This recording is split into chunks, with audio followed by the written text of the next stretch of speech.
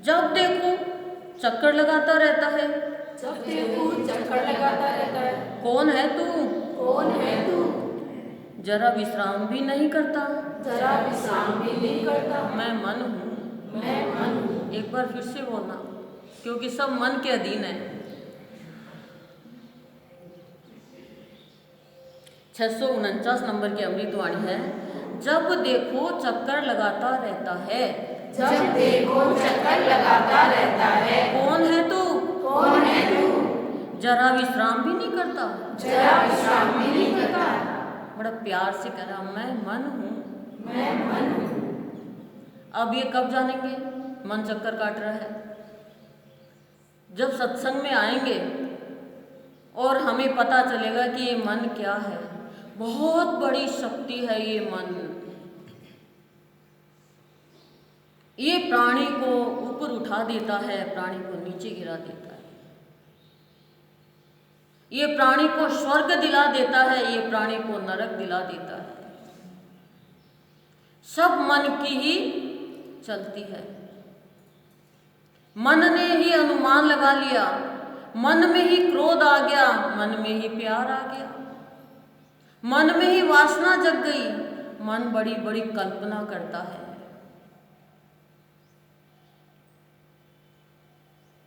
मेरा ऐसा हो जाए, मेरे वो हो जाए, लेकिन वो कल्पना ही चक्कर कटाती रहती है।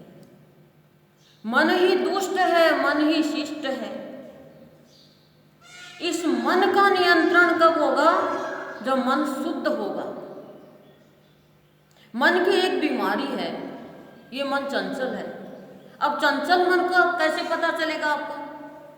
चंचल मन की मैं आपको बहुत अच्छी बात बताती हूँ। आपको किसी ने गुप्त बात कही और उसने ये कह दिया तू उसको मत बताना। अब मन क्या कहेगा बता दे? और नहीं कहते ना बतानी है नहीं बतानी, तो मन का ध्यान ही नहीं जाता।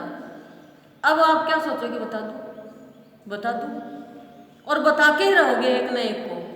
ये सब मन के खेल है, सारे मन के खेल है। मन खेल खिलाता है हमें। हम सत्संग में आने के लिए तैयार होते हैं, मन क्या कहता है?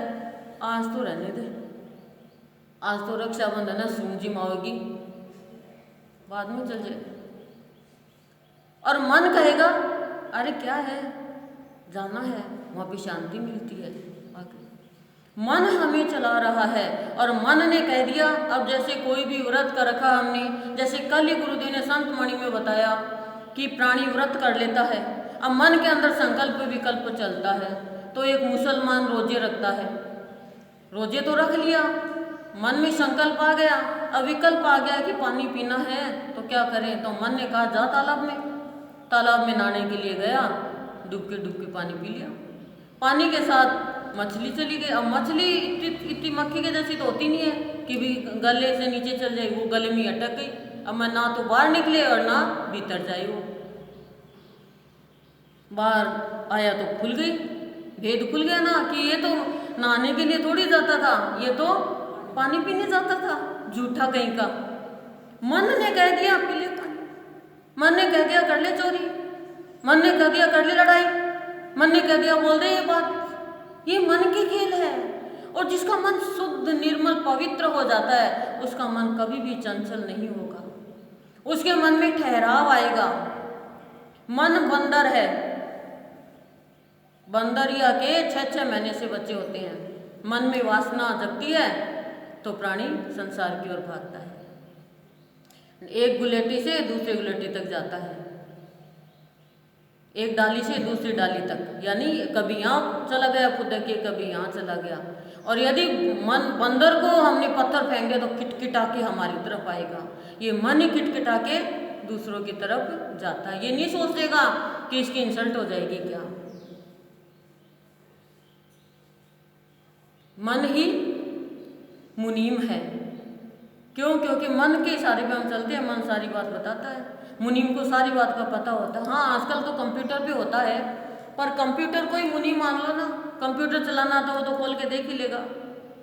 अब मुनीम ये कहेगा मेरी तनख्वाह बढ़ाओ, अब नहीं बढ़ाएंगे तो मुनीम इनकम टैक्स वाले को सारी शिकायत कर देगा।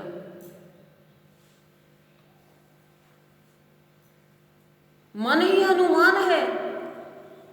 मन में आ गया भगवान के नाम का लेने का दृढ़ संकल्प, तो वो अपने राम को पाके ही रहता है।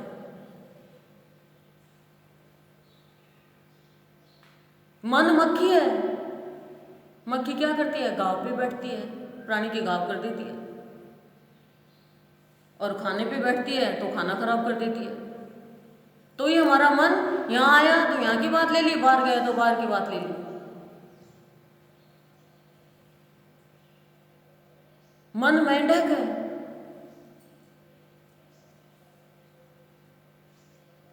जब जरूरत होती है तो बाहर आ गया, भीतर चला गया। ये गुरुदेव ने अच्छा बताया मन की स्थिति। मन गधा है, सारे दिन ढेंचू ढेंचू करता रहता, बोझ ढोता रहता सबका, बड़ाई के लिए, प्रशंसा के लिए। और जरा सी उसको चने की दाल दे दो, वो चबाता रहता है, सोच रहा है कि उस चने की दाल में मैं खाता जा रहा हूँ। मूर्ख की हम कहते हैं ना कि गधा, गधा है ये तो। एक बार गधे गधे में लड़ाई हो गई, दोनों में आपस में बात हो रही थी। तो कहा कि ये सब हमें ही बाप बना लेते हैं, ये क्या है? तेरा बाप गधा है। तो कह रहे हैं कि ये क्या बात है, सबके बाप ही गधे हैं क्या? जो भी कहता है गधा है, गधा है। क्यों कहते हैं? गधा थोड़ी है वो। गुरु शिष्य को वो पढ़ाता है, नहीं पढ़ता तो गधा कहीं का, डंकी कहीं का बोलते हैं। क्यों कहते हैं? गधे का कहा मूर्ख है वो। उसको जरा सी चने की दाल दे दी और वो पूरे दिन काम करता रहता है। प्राणी को जरा सा प्रशंसा का नाम दे दिया और वो प्राणी उसको तरफ चलता रहता है। अब प्राणी का जैसा मन होगा वैसा ही तो काम करेगा, जैसा मन होगा वैसा ही तो सोचेगा, और जैसा मन होगा वैसा ही तो वाणी बोलेगा ना। मन अच्छा प्राणी का तब बनता श्रेष्ठ मन, जब उसके मन में परमात्मा की बातें चली जाती है। मन एक किताब है, और किताब जो गुरुदेव करें अलग अलग होती है, लेकिन आध्यात्मिक किताब जब मन बन जाता है तो प्राणी सुंदर बन जाता है, विचार सुंदर बन जाते हैं। मन किताब है, विचार पन्ने हैं, और सदगुरुदेव कह रहे हैं बुद्धि लिखने वाली है और चित्त उसका कवर है, रक्षा करने वाला है। लेकिन ये सारे के मन ही खराब है तो सब खराब हो जाएंगे। मन खराब है तो बुद्धि खराब हो जाएगी, चित्त खराब हो जाएगा, विचार खराब हो जाएंगे। मन अच्छा चाहिए प्राणी का। और मन कब अच्छा बनेगा? जब मन को उलट दो, नम कर दो उसको। नम कब होगा वो? जब वो सद्गुरु की शरण में आकर उसकी भक्ति में लीन होगा, नहीं तो नम नहीं हो सकता। तो कह रहे हैं गुरुदेव कि मन, हम कोई मरने वाला होता है, तेरे मन में क्या है? कोई नहीं कहता तेरे हाथ में क्या है, तेरी बुद्धि में क्या है, तेरे मन में क्या है? मेरे मन में है कुछ भोज करा दो, जानवरों को गुड़ डलवा दो, गीता पढ़ा दो। मन में है ये, कहीं पर भी नहीं है। मन की गंदगी निकलती है सत्संग के द्वारा। घर की गंदगी तो निकाल देते हैं, लेकिन मन की गंदगी, मन गंदा तो गंदा ही धंधा। गंदा धंधा क्या है? जैसे असुरों का था। तो कह रहे हैं गुरुदेव जिसका मन अच्छा है उसके मन में सुगंध आती है, वाणी के द्वारा, व्यवहार के द्वारा। वो किसी की भी झूठी सच्ची बात में नहीं आता है, न करता है झूठी सच्ची बात। उसको कोई दुनिया की जरूरत नहीं होती है, उसको भगवान की भी जरूरत नहीं होती है। भगवान स्वयं उसके पास में आता है और आकर के हाथ पकड़ता है कि प्रभु तू मुझे अपना ले। पर उसको जरूरत होती है तो किसकी होती है बता दो? उसको सद्गुरु की जरूरत होती है।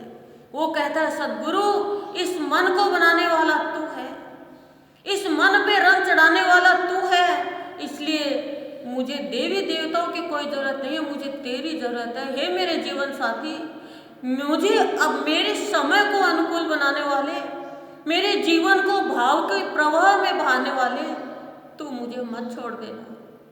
मेरे जीवन का श्रृंगार करने वाले मेरा सर्वे सर्वा तू है, सर्वज्ञाता तू है। मैं नहीं जानता कौन देवी कौन देवता, लेकिन मेरे तो देवी देवता तू है। मैं नहीं जानता क्या तीर्थ है क्या धाम है, मेरे तो तीर्थ धाम तू है मेरे सद्गुरु। इसलिए तूने हाथ पकड़ा है तो हाथ पकड़े रखना प्रभु, क्योंकि ये दुनिया है, ये तेरे बच्चों को चैन से जीने नहीं देती है और चैन चाहिए प्रभु। इसलिए तू इस हृदय में आकर बैठ जा, इस मन पे आके बैठ जा प्रभु, ताकि आपके इस बच्चे से कोई भी गुनाह, कोई भी अपराध नहीं हो प्रभु, कोई भी उल्टी सीधी बात का दुख नहीं हो।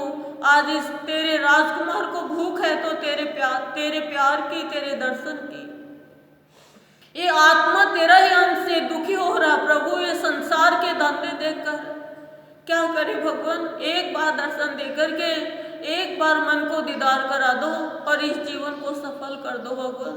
कोई हीरे मोती चांदी सोना नहीं मांग रहे भगवान, तेरी भक्ति प्यार भाव मांग रहे हैं। हे भगवान, तूने रामकृष्ण परमहंस के रूप में विवेकानंद को रोटी नहीं मांगने दी, उसी तरह से आज यही प्रार्थना है कि विवेकानंद है या नहीं लेकिन तेरे हैं, तो हम भी आज संसार की चीजें न मांग करके तुझे ही मांगे। ऐसा जीवन बना दो, ऐसा मन बना दो भगवान।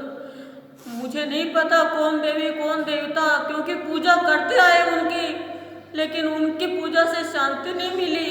छोटे नहीं है सब देवी देवता, महान है, श्रेष्ठ है, लेकिन जीवन तो श्रेष्ठ तेरी कृपा से बनता है सद्गुरु। इसलिए तेरे से बार बार यही प्रार्थना है कि इस मन के ऊपर तू आके प्रतिष्ठित हो जा, ताकि ये जीवन शांतिमय रह सके और संसार में और प्राणियों में शांति फैला सके।